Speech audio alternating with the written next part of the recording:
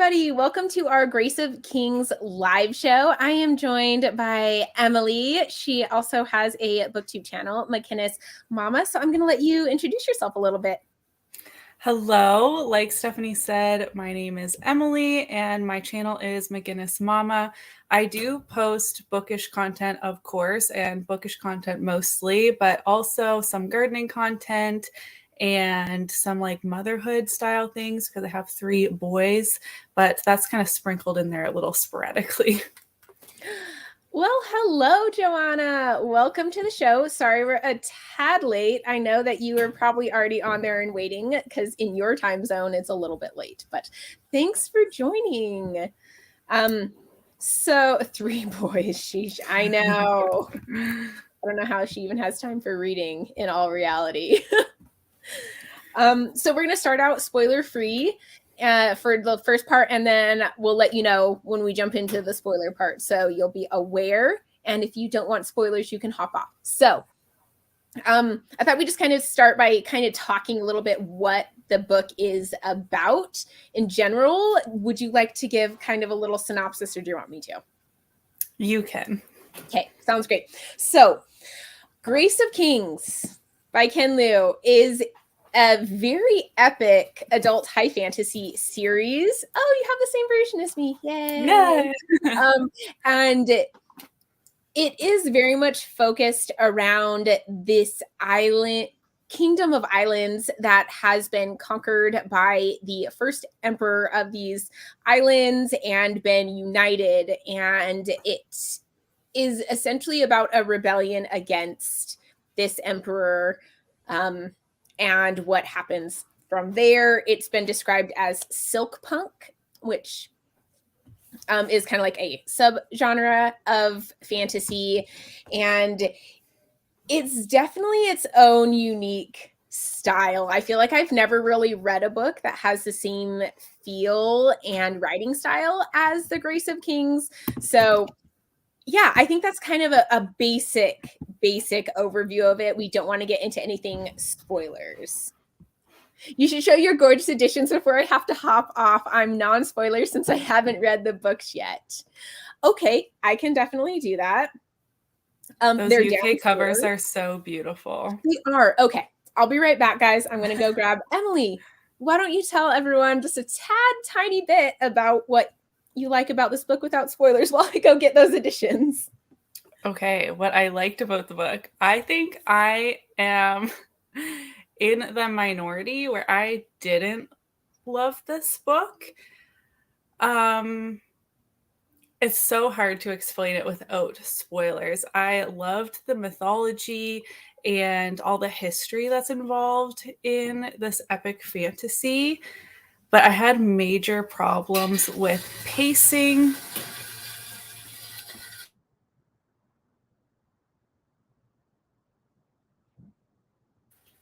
Sorry, my office is in the basement, so some things kick on every once in a while. I really loved the characters in this book, I think the most. There are a ton of them.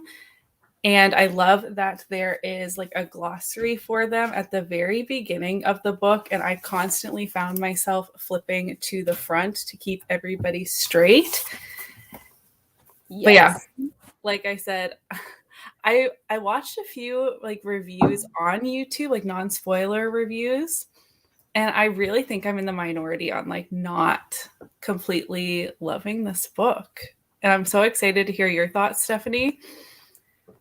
And I can't really explain like my issues with it, obviously, with no spoilers, besides just saying like I had pacing issues for the most part, and everything else would be kind of like spoilery. So I won't say that yet. Right. But yeah, I'm so eager to chat and like dissect this book a little bit more with you.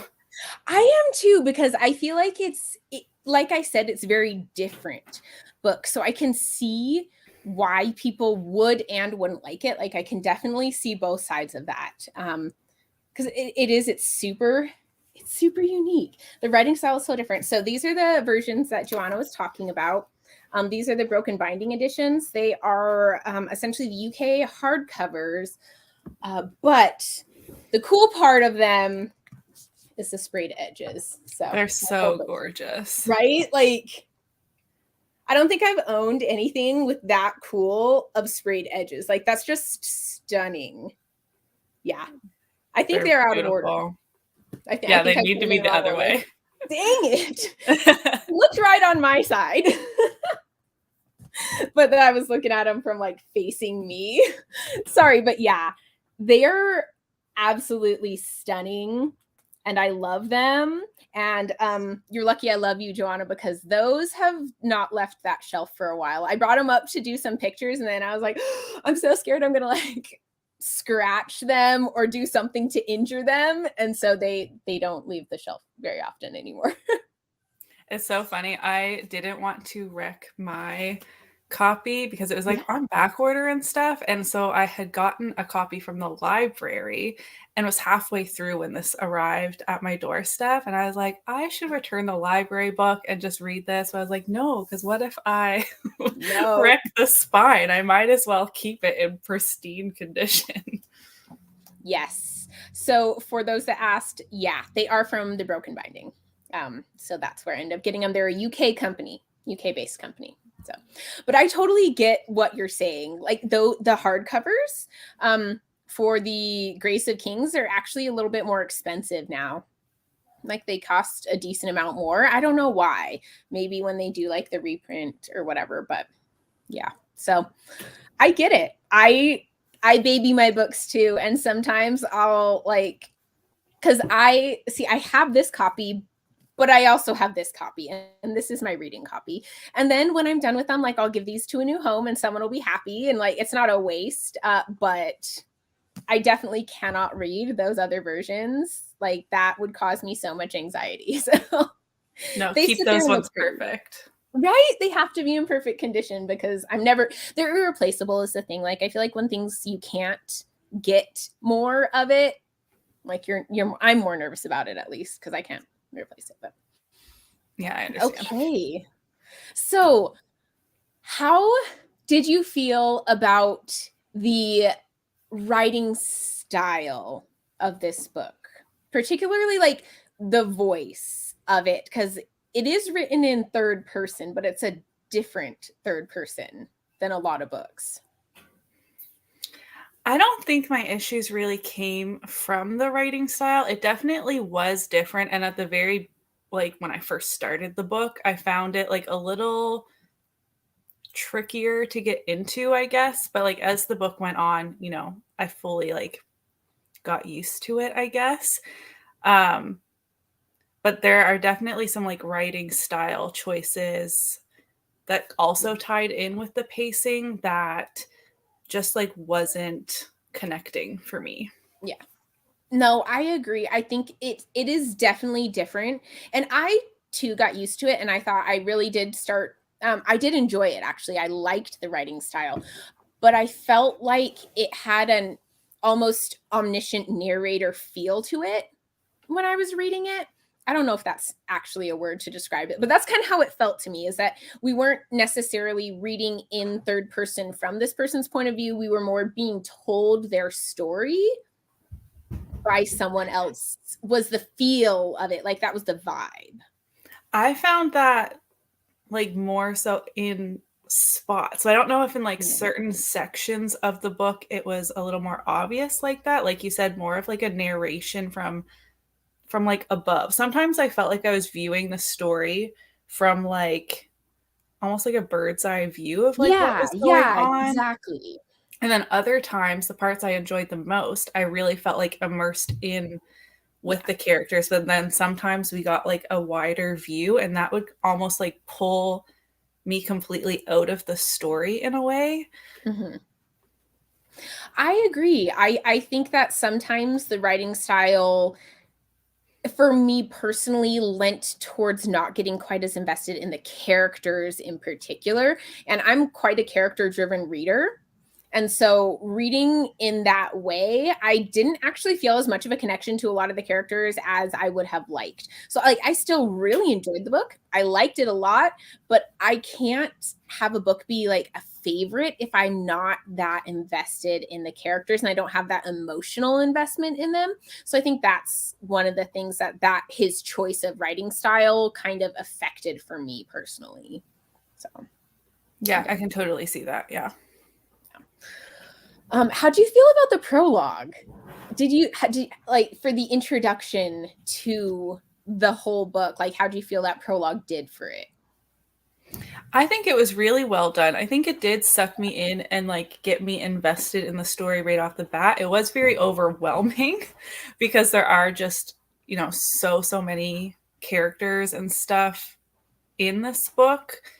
But I think the prologue like did set up what was to come really well, and so you could kind of understand like where our characters are coming from, even though it was like years prior. Mm-hmm. I agree. I actually think the prologue was so well done to get you invested into the story. I like the way it was written. I thought that the writing style was showcased pretty well in that prologue, so you could kind of tell what the writing style was going in, and you knew like how it was going to feel throughout the book. But I also liked the little things that were added in there that became important later, and the things that like drew you in and you wanted to know more about that. I don't know. I think that his the intrigue within that prologue was really well done as well. I just think it started out the story on a really great foot. I agree. Yeah. Let me see. I'm currently reading Grace of Kings so far. It's really good. Happy chatting. Thank you. I'm so glad that you're enjoying it.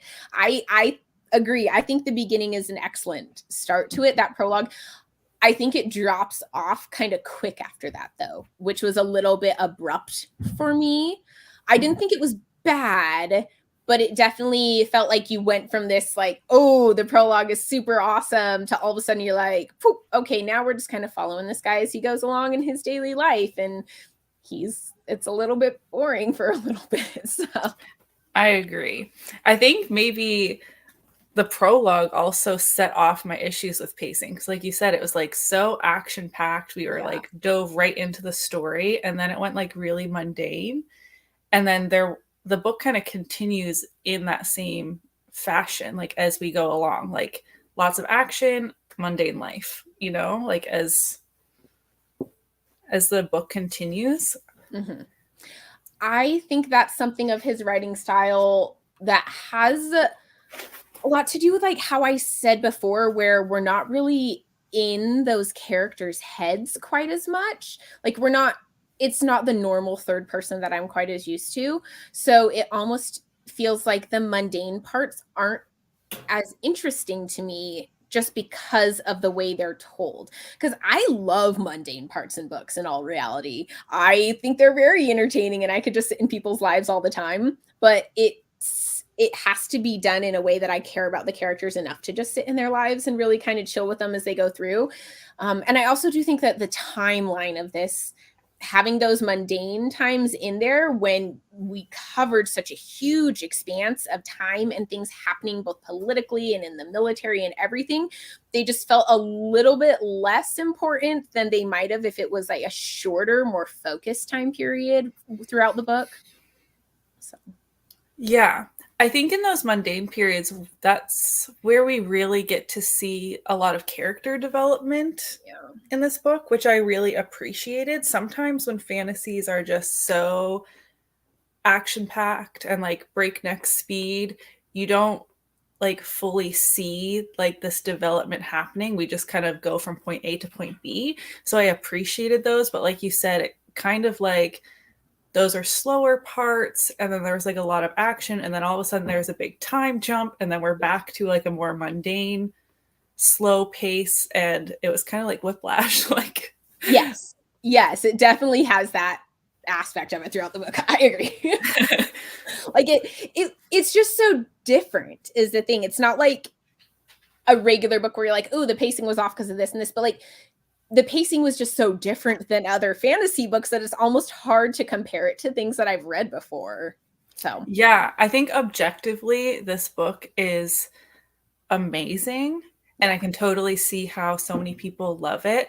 And I think the pacing is a choice Like, Yeah. whereas some fantasies, you're like, was I supposed to be lost here? Were we supposed to be slowing down? Where's the plot going? Yeah. And it almost feels like that is an afterthought. Whereas with The Grace of Kings, it feels like a very specific, like, stylistic choice of Ken Liu, which I can appreciate. Again, I can appreciate that objectively, but like it did affect my actual like enjoyment as a reader for me personally. Yeah.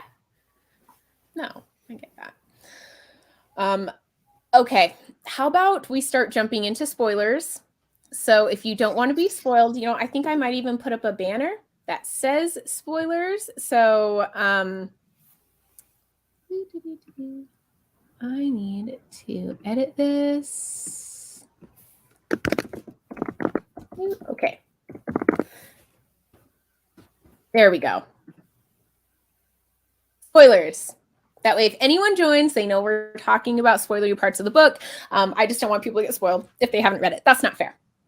So, how do you feel about the fact that we literally cover an entire revolution, multiple battles, tons of changes of like leadership and stuff within one book? And objectively, it is the shortest book within this series. And I'm pretty sure we covered the most time period within this book. It's an intense amount of things happening within this book. Especially when you consider the prologue being so far Yeah. ahead as well. I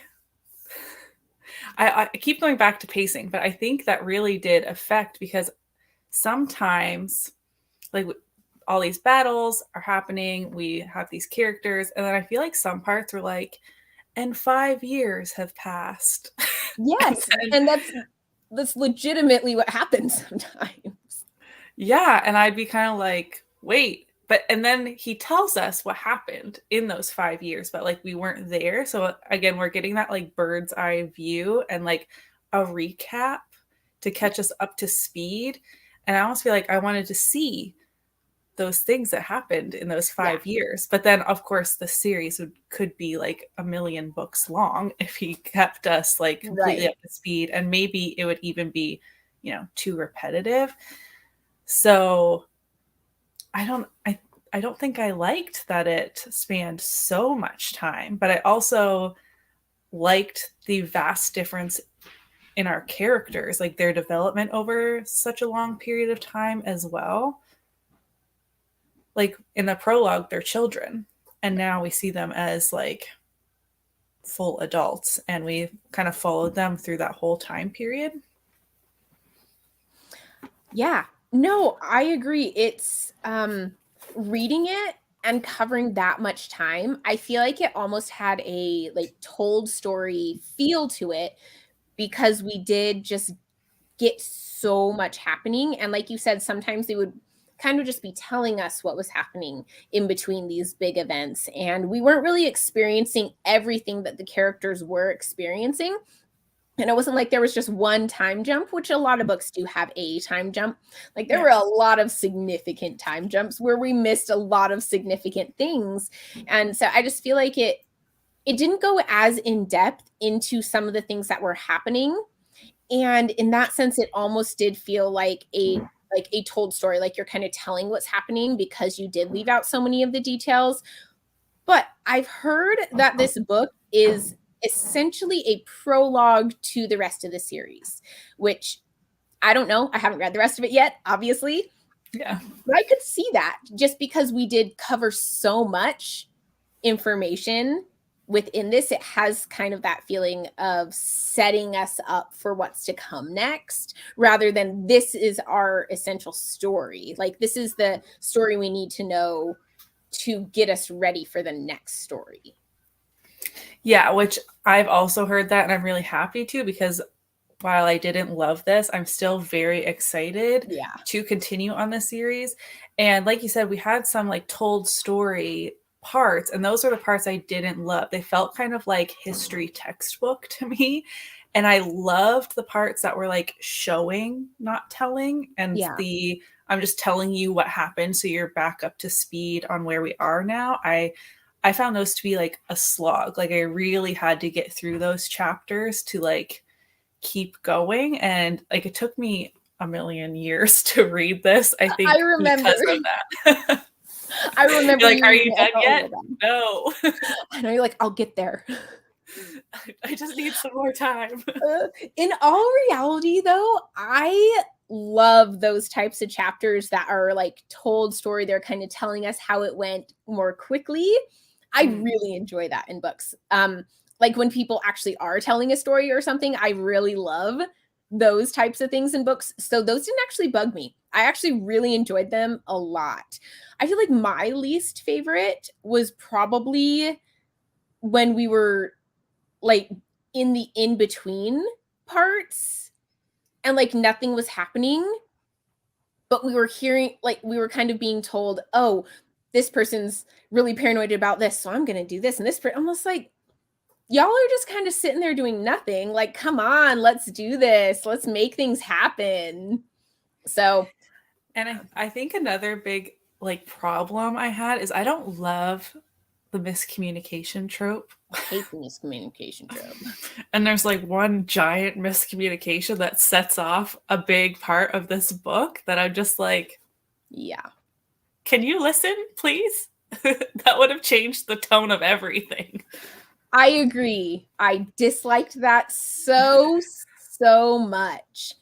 But I think a lot of it spoke towards the personality of Mata Zindu, in that he was not the type of person that was willing to just listen to someone else and like go with what they have said, you know, like he's very much I think this is the way it is, this is the way it is type person.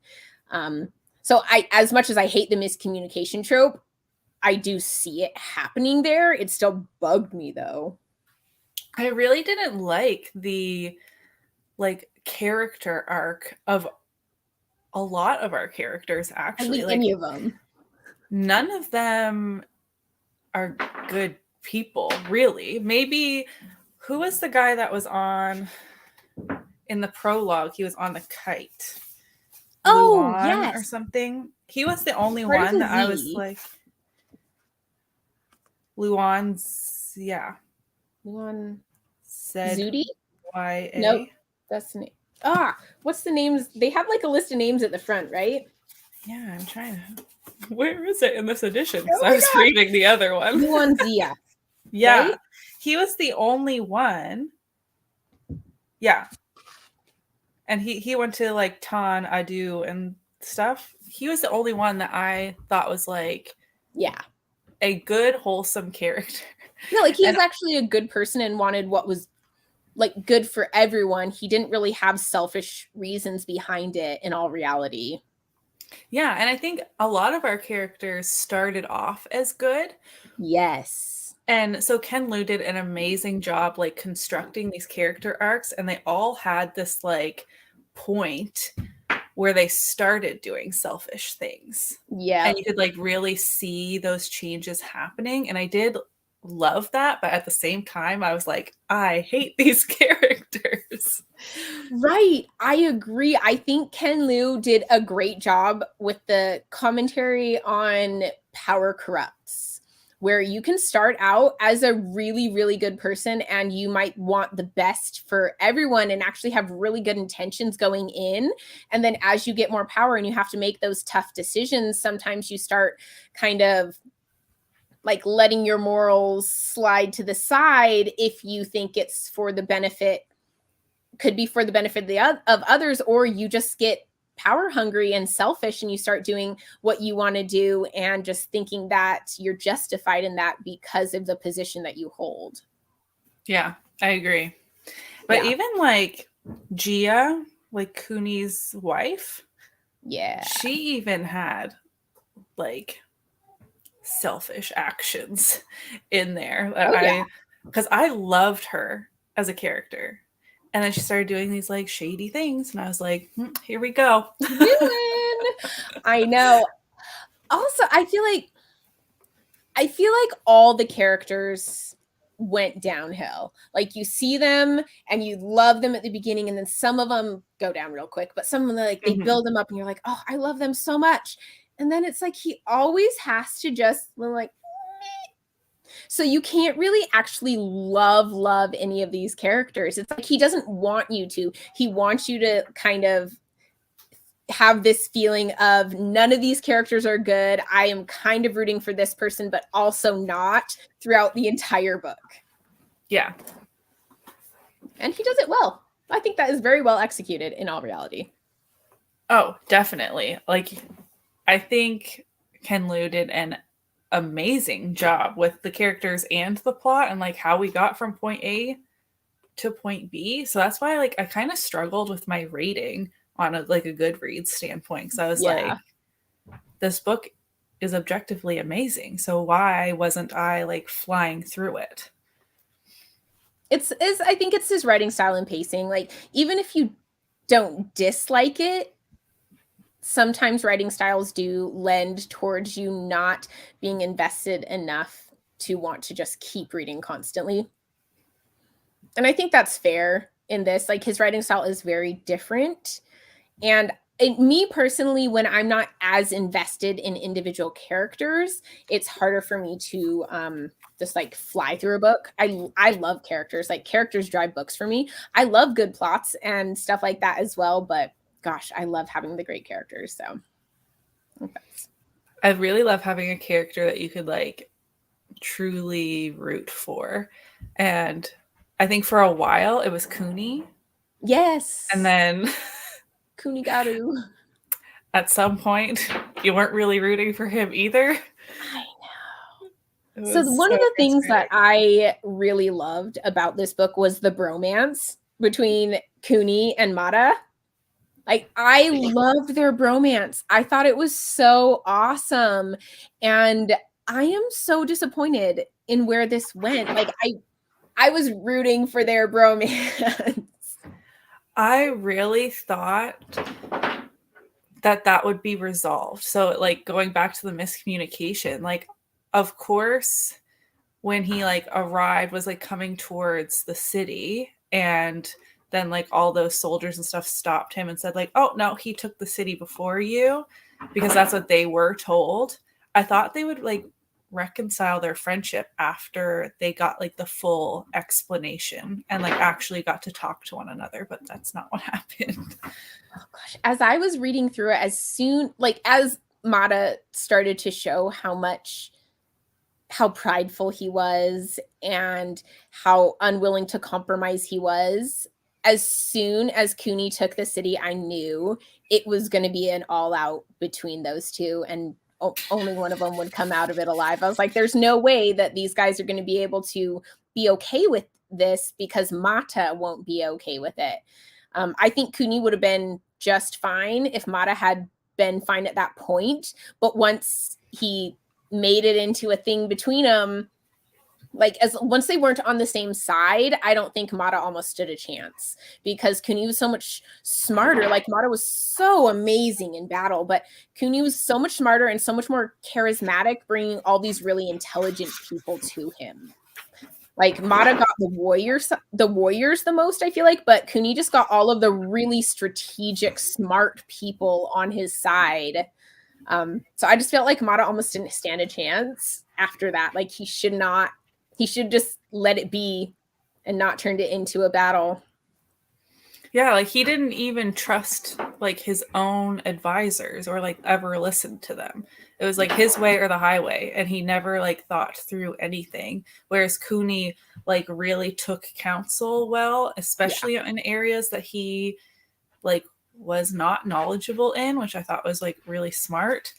But yeah, I think the betrayal from Princess Kikomi like really like ignited. Yeah, it all went downhill from there. He was like, I got betrayed. Now everyone is betraying me. That's it. Trust no one. Burn everything. Yeah, I think he had major trust issues. And I think a lot of it, honestly, was his uncle's fault with the way he raised him. Just being like, you are like the amazing Mata Zindu. You are like, supposed to be the warrior of kings and people are supposed to bow to you, and everyone betrayed your family and we're the only ones left to have any kind of honor. And I'm like, well, yeah, of course the kid's gonna be messed up when you raise him like that. Like, my goodness. And then someone compared him to like one of the gods, and he was like, oh yeah. And then he had like a major god complex for like the whole rest of the book. He's like, I am this god now. It's just like, and that god's like, ooh. I loved the injection of the gods and how they actually have personalities, and they're like fighting and like playing games with the humans. Like they're actually like fully there. Like I love gods and mythology and fantasy, but a lot of times it's like, oh, they're gone. You know, like they used to be here. We tell the stories, but like that's it. But these gods are like, I'm going to help them, but don't tell anybody we're helping. Like they were actually like a part of the story. And I loved that so much. I loved how they had to be sneaky about it, where they like have their own rules in place, but you could do some things, but not others. So they had to like sneakily work around and influence things without breaking the rules. Towing the line, like being really sneaky. Dude, I feel like, I mean, I know they said it wasn't against the rules, but when the dude literally drowned the entire like fleet of the enemy boats, I think that's crossing the line. I think that right there is cheating. Yeah, that was fully cheating. That was definitely. Like, how is that still within the lines? Like, that was so cheating. They weren't allowed to like actually harm any human. He was like, well, I just convinced somebody else to do it. Like, you're like, no, you didn't. You drowned the boats. Like, no, you fully, you did that. Yeah.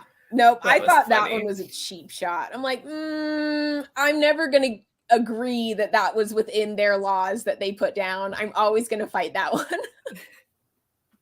I agree. And sometimes, like, I didn't think it was quite a while before they actually like appeared as like people to talk to them. Like before it was just kind of like them muttering amongst themselves. Yeah. And I was like, how is that not influencing them if you just like walk up to them and tell them something and then leave? Or like give them a book that's going to give them all the answers. Like, that was a really cool book, though. I liked that book. I liked that guy a lot, that god. I can't remember any of their names. They were really couldn't, yeah, and I like never truly grasped like which gods were on which team. Like I found it very confusing. I feel like part of the problem is I never tried to say any of them out loud. So like if I read them, I would recognize them, but actually trying to talk about it and pronounce them, I'm like, flip, I don't remember the people's names. Yeah, I'm the same. I have the like character directory open right now. So kind of like when I see them, like see the names, I'm like, oh yeah, this is this person. They did this and this. But like to just recall their names, because like I said, you don't say them out loud when you're just reading the book. So it can get really confusing, especially there's so many. But I feel like it was hard like at the very beginning, but I feel like they were all very distinct. So after a little bit, like once you kind of like got your foot in through the story, like it wasn't all that confusing with all of those characters. Yeah, I feel like especially the main characters you got really solid with. A lot of the side characters though, who were like mildly important but not super important, I would forget between when they were mentioned and the next time they were mentioned. I'm like, oh yeah, that's who you are. Yeah. So like the brothers, gosh, I kept forgetting who they were. Oh yeah, and then they were on different teams. So yeah, one went with Mata and one went with Cooney. I found that so sad. I know. And then at the end, like both the brothers, you thought they would be reunited. Like, that was awful. So terrible. I know. I thought that somehow his brother would be able to save him, and then he could have, and then he's like, nope, I'm gonna die with Mata. I'm like, oh, you love him more than your brother? That's so sad. That was like full on brainwashing, I feel like. Mata was crazy. He was actually not unstable. A good leader at all. And like mentally unstable. Yeah, like he had major issues. So I really like overall I think it's great that Cooney ended up winning because he was a better politician. Like he was Yeah. way better at leading a country. Mata was not good at leading a country at all. He was good at leading a military and that's it.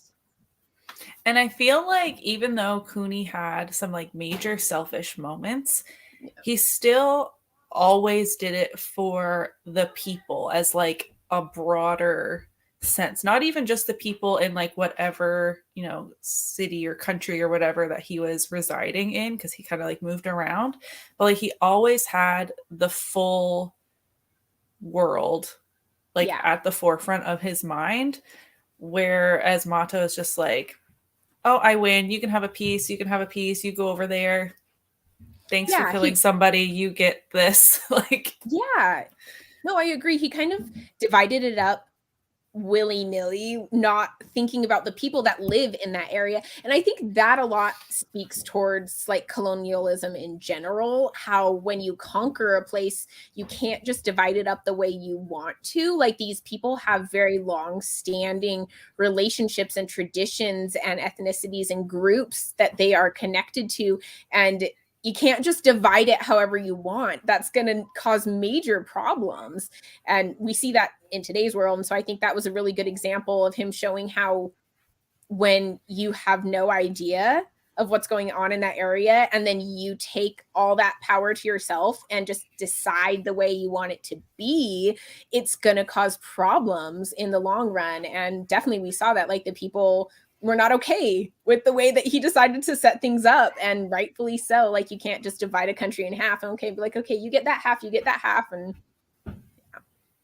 yeah, I love the like societal discussions in here, and like the discussions on economy too, because so they divided up into even more pieces, and then he wanted to keep them all very separate and not have anyone fighting. But then like what happened to the trade? It basically stopped. So like certain countries like ran out of rice, but like they don't grow rice there, or some countries like didn't have fish because they were landlocked, and like the trade both of goods but also like money and people, and like how everyone was kind of integrating together to have like one wholesome society like on a larger scale. Mata just kind of cut that off.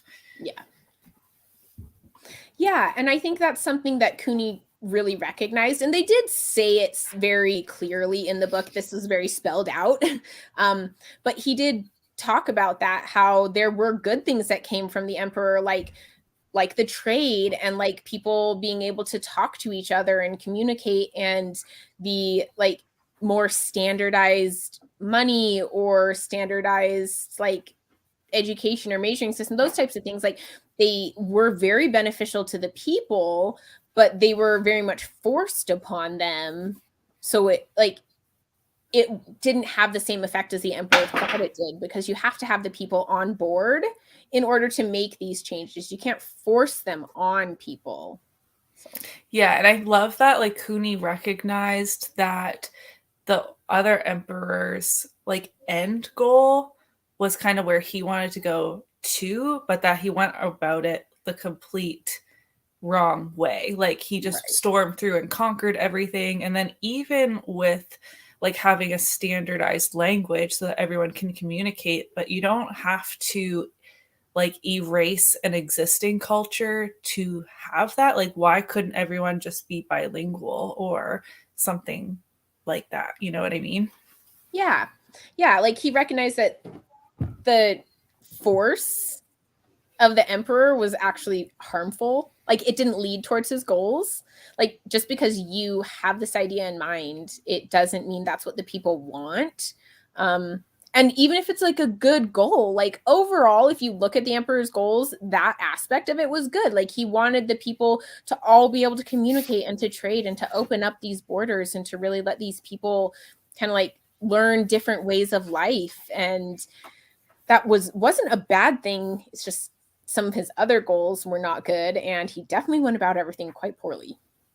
Yeah, like even the tunnels I thought was going to be Like at first I was like, oh, he's using slaves to dig these tunnels. How silly. But like then you see that it would have really benefited the trade. But then Right. also using slaves, or like, were they really slaves, or did he just kind of like almost like a military draft, kind of be like, oh, you're of age, you're coming, and then Yeah, like building the mausoleum like it that. was kind of like a draft. Yeah. So it's like each family had to contribute. And then when that person died, they went and got another one from that family. And so, yeah.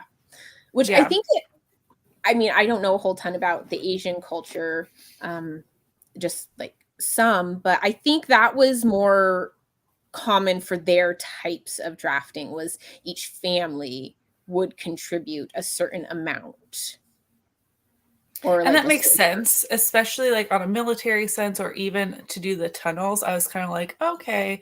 But like with making his mausoleum, his final resting place, be like extra spectacular, I was like, is that necessary? Right. And I mean, obviously they were essentially slaves at Yeah. that point.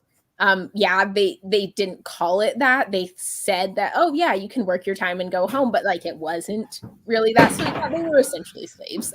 And you should be grateful to serve your emperor. Don't you love your emperor? Like, Yeah. And you're like, not how it no, not works. really. Like, I really love him, but I don't want to die. So Don't hurt me. Yeah. exactly. Okay, how do you feel about the ending where it implied he was going to pick his second born son as the next emperor instead of the first? Because I think that is going to come in the next books. Just a guess, but I would assume that's going to be important later. I really hated that, kind Me of. Like, too. it just seemed like a slap in the face to Gia. And I know that they had like a very rocky marriage towards the end, but also that was completely her fault. She gave him full permission to get another wife. And then she was really mad about it afterwards. But Yeah. how can he skip over his firstborn just Yeah, because? like how do you do Well, it's that? because that he doesn't have a relationship with him, but that is Mata's fault, basically, not Gia's or the actual son's fault. Yeah. I agree. I really did not like that when I read that. I was extremely surprised too, because I feel like that's almost out of character for Cooney. It seems like maybe something Mata would do if he felt like he had more control or more in common with his second son, but I feel like Cooney wouldn't necessarily do that. It just doesn't seem like him, I in feel all like reality. we kind of got a glimpse. What was his second wife's name? Like when they were trying to escape, and like the airship would only lift, so many people, and Yeah, he tried to make they both made a show of like, no, Gia, stay, no, Cooney, I'll leave, it's okay, like trying to make it seem like they were being selfless, right. but really he was just happy to be with his second wife. But yeah, I feel like that was really spiteful to. Risana. Risana is her name. I do too. I feel like it was almost a petty thing to do just because, I mean, it's gotta probably hurt that your son has a better relationship to your wife's lover than he does to you. But it's a bad precedent to set that you just pick whichever son you want to. That's going to cause major issues between your children. And I think that's probably one of the main reasons why the eldest always inherited in these kind of royal lines, because otherwise you're going to have a lot of rebellions, and you know that there's going to be big like factions happening within your empire, and his empire is too new for that. He needs to have stability, and there is no way Gia is going to put up with him putting his second son on the throne. She is going to fight, and she will tear their entire empire apart to get her son on the throne, I think. I agree. It was a really like backhanded, spiteful move. And I don't know how that would even, well, I guess we're going to find out in the later books how that's even going to play out. Like, Right. yeah, it has to be like in a succession. You can't just choose who your favorite is at that time, because like his children might not take the throne until he's like a feeble old guy. Then he's just gonna see like which kid is nearest to him to be like, oh yes, you're my favorite right now. Because like, you can get the crown. Even the emperor before him wasn't gonna do that. He was going to give it in the order of succession, and so the other people had to have his eldest son killed in order for the next son to take the throne. Like, even that emperor who kind of did whatever he wanted was not going to break that. Like, but was it the emperor that did that, or was it just his advisor? Because it was his advisors. Yeah. And that was like, but like, even they recognized that, like, you couldn't just pick who you wanted to follow in succession. You had to follow the rules, otherwise people weren't going to accept it. Yeah. And so they killed off the one that was going to be an issue for them and chose the younger, more pliable one. Yeah. That was really awful. I was surprised by that too. And then you got the backstory of how like the emperor took the girl that he liked. It always leads back to the girl, doesn't it? Speaking of which, how did you feel about like the female representation in this book? I thought it was better than like a lot of fantasies, but that's sad that that's like a positive. I liked that a lot of them were like strong, independent to a point, but then I really didn't like that they were all just like this jealous, like, and selfish at the same time. Yeah. I was very disappointed in where Gia's arc went, because I feel like she started out so awesome and they had the potential for her to be a really awesome female character and to really like be Cooney's equal. And then they just kind of had her almost do nothing. Like, she just became a mother and lived in her exile almost and really didn't do anything. And I thought that was extremely disappointing because she had so much potential. And I actually kind of feel similarly about his second wife, where I thought she had a lot of potential as well. And then they ended up showing that her power and influence came through her marriage to him and her child more than like her and her intelligence and her abilities. I agree. I feel like the females were like set up on this like really great path, and then they all went downhill. Like Gia, even after she became a mom, I feel like when the moment she chose to like take on a lover and was kind of like, well, men are allowed to do it, why aren't I? I'm lonely. Like, my pleasure and happiness is important too. I was like, yeah, get it, girl. Yeah. And then she just became this like bitter, jealous person. Yeah. And like, yes, her being like kind of exiled and having to stay close to Mata like as a form of control really affected her personal relationship with Cooney. And maybe they couldn't have gotten that back regardless, because so much time had passed like within those moments. But like, she didn't have to be so jealous and bitter and like, I don't know. She was kind of like manipulative towards the end. Yeah, I agree. And I think that's something that, I can't even remember his name. We just looked it up. The kite guy pointed out, where he's like, she's going to be one to watch out for. Like, she's going to be controlling, and she's going to want to make sure that her kids are looked out and like they're the next in line. And like, she's gonna fight that second wife. And I'm like, that's not fair. You're the one who told him to take that second wife. It. Yeah. Like, it was her idea. He would never have done it. And she purposely said, like, Mata might kill us and you need to have an heir. So it wasn't even just a marriage alliance or anything that she was getting at. She was like, no, have more kids. Hurry up. Yeah. And I feel like she was really smart and helped keep Cooney on the line and like see the biggest picture. Because there were points where he was like, what's the point? Should I just give up? But then now I feel like she's using that leverage that she clearly has or had on Cooney for like not the best interest of everybody. Like, she's using it in like a spiteful kind of way.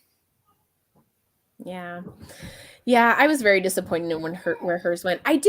So the military leader that he had, that was a girl. I did like her for the most part. Um, I really actually loved the fact that she didn't betray him and that she stayed loyal to him. I thought that was probably one of my favorite plot choices that they went with, because everyone betrayed everyone in this book. Let's be honest. Like, everyone's going to turn on you. Everyone's going to betray you. No one is completely loyal. It felt like it was just constantly, there was these like people who were just very selfish and self-interested. And I loved that she didn't, that she's like, no, like, this is in my best interest. This is in the best interest of the people. And I'm a good person, so I'm going to not do that. But I feel like that took some convincing. It did. It did a little bit. Because she was very tempted to just keep that. Are they countries or cities? Countries? I think keep at that country for point herself. she was in like one of the divided parts of the country. Because she took a hold or like a castle or something, didn't she? And then she was just kind of like hanging out there. She was like, do I go back? Do I stay here? And like, I feel like it really took her some like, yeah, it did. You're a good person. Let's go. Don't stay there. Come on. And I do really like that she did make like the right choice. Yeah. And even when someone, I mean, she knew this already, but people were pointing out, they're like, he's moving you because these people are more loyal to you than him.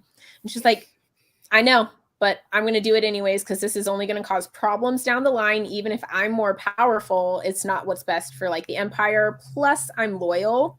So I don't know. I liked that decision. I think she's one of the few people that maybe took a peg down in order to do what was best. So I thought that was really cool. I also liked that she was a warrior and wasn't just, like a kept housewife like all the other female characters. I felt like we had like a little glimpse of representation throughout this book. So we had like that character who led the military for them and was a woman. And then there was one of his soldiers who was gay. And it was just kind of like an offhand, like, why do you keep looking at that guy? And he's like, oh, because I like him. And then they kind of moved on in the story, but like nobody made a big deal of it. They're just like, oh, go say hi type of thing. Like it was during one of the mundane parts. Right. And then we moved on.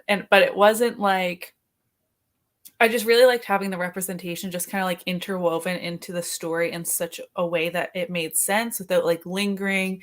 And I feel like in some fantasies who more like modern or like newer fantasies that are trying to capture like a more diverse audience, like make a really big show of like, this is diverse. I'm telling you it's diverse. Can you see it's diverse? You know what I mean? Yeah, I do know what you mean. And I think that's fine if like that's what you're going for and that's what you want to read. Like obviously if you're looking for that diversity, having the ones that are very obviously diverse is very much easier to find them. But I do like that it can be like a part of these books at the same time, even though like it's not the main point of them. Like but they like are still there in a very this is normal life way.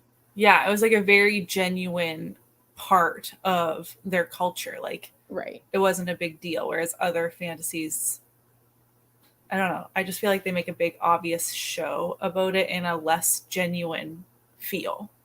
Yeah. Yeah, I think it is. It's refreshing to like have it just be normal instead of being like overly shown that this is okay. We're like, yeah, we know.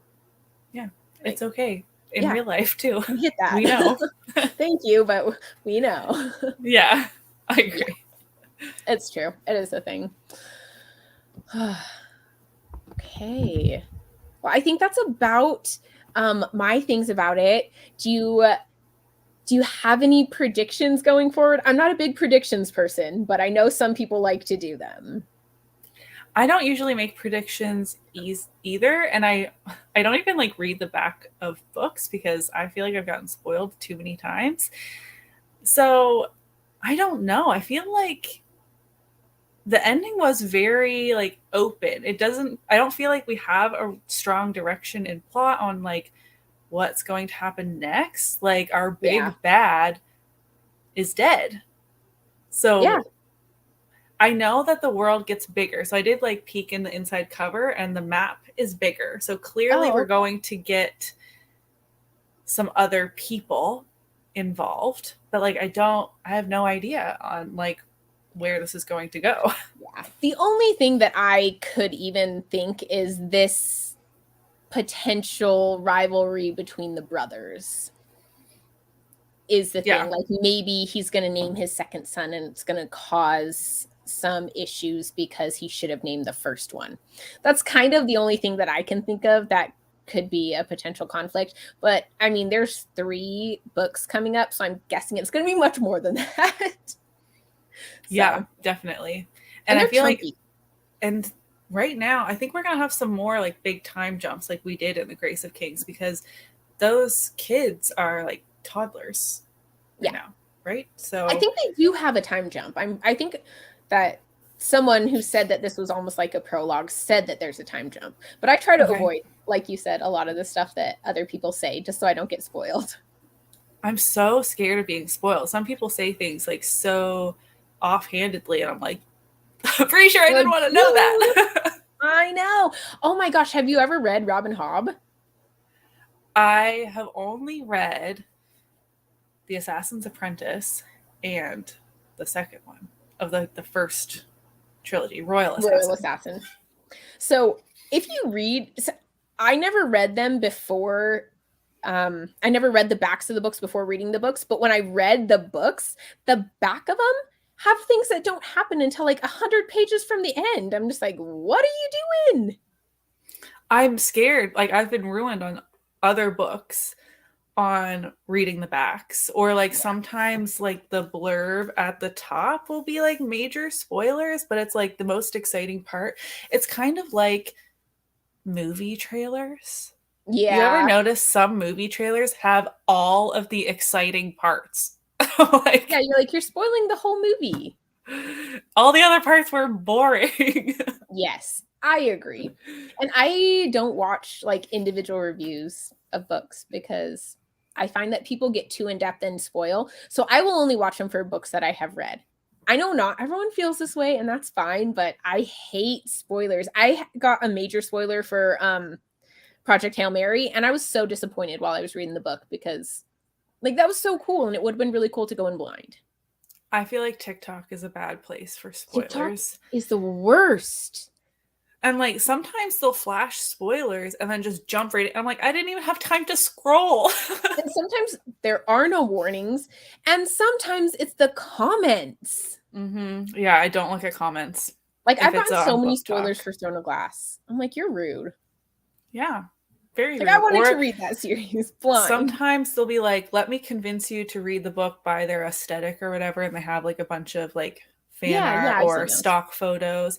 And I'm like, some of those are spoilery. Because I'm Hmm. like, I didn't know that about that character or whatever. And it's not like told until, like book 2 or book 3, or like just really late into the book. I'm just like, that's not fair. I think some of the spoilers I also get that were from the ones that are like my favorite book couples, and they'll put them up there, and I'm like, what?